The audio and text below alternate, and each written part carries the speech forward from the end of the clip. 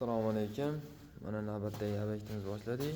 Bu yerda uch sistema qilganmiz. Radiatorlari bilan radiatorlarni o'rnatib bo'ldik mana.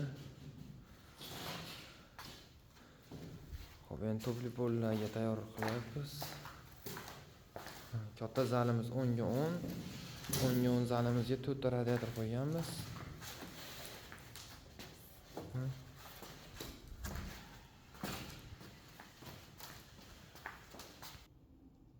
Bu xonamizga 2 ta radiator qo'yganmiz.